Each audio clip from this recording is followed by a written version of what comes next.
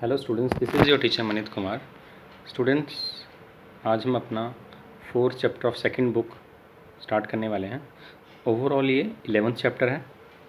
Okay, तो इसमें क्या दिया है, इसमें जो रूरल सोसाइटी है हमारी, जो रूरल एरियाज़ में रह रही है, उनके बारे में पढ़ेंगे और उनकी डेवलपमेंट कैसे हो रही है वो थोड़ा समझने की कोशिश करेंगे। ओके, अब मेन चीज़ इसमें क्या दी है कि जो इंडियन सोसाइटी है वो कहाँ बेसिकली ज़्यादातर लगभग 2/3 जो सोसाइटी है, जो जितनी भी पॉपुलेशन है हमारी, वो रूरल एरियाज़ में रहती है। ओके, मतलब 67%। और इनका मेन ऑक्यूपेशन क्या है? Agriculture and related works. Agriculture और एग्रीकल्चर के रिलेटेड जो वर्क हैं वो उनका मेन काम है।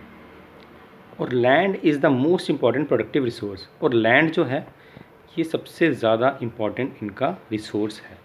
Okay, but land is not just mean of production और प्रॉपर्टी और livelihood, but it is way of life. कि लैंड सिर्फ एक उनका मीन ऑफ प्रोडक्शन या प्रॉपर्टी या एक लाइवलीहुड का ज़रिया सिर्फ वही नहीं है, बट इनका क्या है, it is a way of life. मतलब इनका जीने का तरीका, इनका जो भी लाइफ है वो टोटली किस पे बेस्ड है? लैंड में। ओके, तो लैंड मतलब सिर्फ इनका वो कहने का मतलब नहीं है कि सिर्फ पैसे कमाने का ज़रिया है, बल्कि उनका जीने का तरीका भी लैंड या एग्रीकल्चर पे ही बेस्ड है। ओके, अब इसी से इंस्पायर होके कुछ फेस्टिवल्स भी होते हैं, जैसे पोंगल हो गया, हमारा बिहू, बैसाखी, उगाड़ी। ये क्या है? ब्रैकेट में एक वर्ड लिखा है मैंने, हिराल्ड। ये एक सिंबल हैं इनके हार्वेस्ट फेस्टिवल, जो क्या सिंबलाइज करते हैं? New year. ओके, जैसे बैसाखी जब आती है तो वो एक माना जाता है पंजाब में एक नया साल उनका स्टार्ट हुआ। वैसे तो हम मॉडर्न जो कैलेंडर मानते हैं वो 1 जनवरी से शुरू होता है नया साल, बट जो हमारी जो संस्कृति थी, हमारा जो रूरल कल्चर था, उसमें जो हार्वेस्ट फेस्टिवल्स हैं ये चारों, इनमें माना जाता था कि ये एक सिंबल है न्यू ईयर का। ठीक है, तो वो उसको काफ़ी अच्छे से सेलिब्रेट करते थे और आज भी करते हैं। ठीक है, तो क्या हुआ कि जो एग्रीकल्चर और कल्चर ये आपस में क्या है? इंटर रिलेटेड है, क्योंकि एग्रीकल्चर से ही इनका कल्चर समझ आता है। ठीक है, मतलब जब जब जैसे बैसाखी पंजाब का फेस्टिवल है, तो वो पंजाबी कल्चर में आता है, तो वो कल्चर को रिफ्लेक्ट करता है।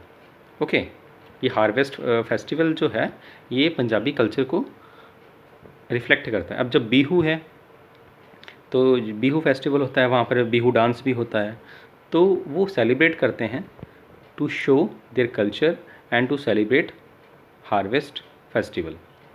ओके, अब it varies across different regions. अब जो ये फेस्टिवल हैं ये डिफरेंट रीजन्स में वेरी करते हैं। ओके, क्यों? क्योंकि हर एरिया की डिफरेंट क्लाइमेट कंडीशंस हैं, डिफरेंट क्रॉप्स हैं। ठीक है, डिफरेंट उनका वे ऑफ लाइफ है, तो वो कल्चर भी डिफ़र करेगा, क्योंकि वहाँ पर जो एग्रीकल्चर है वो थोड़ी डिफरेंट है। ओके, अब रूरल एक्टिविटीज़ क्या क्या होती हैं?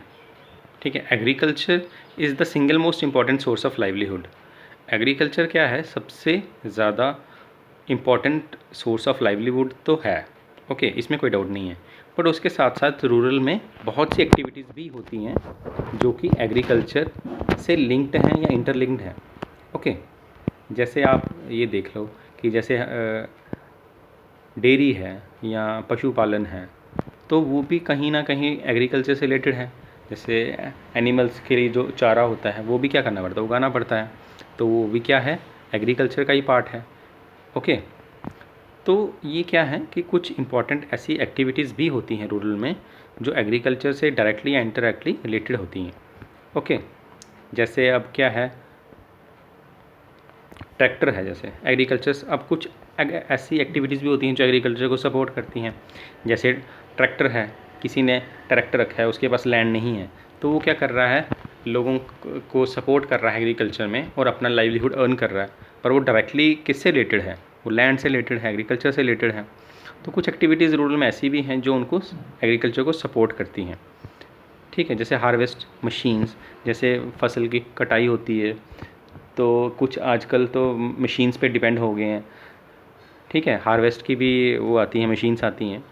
बट ये कौन सी एक्टिविटीज़ हैं जो किस पे बेस्ड हैं?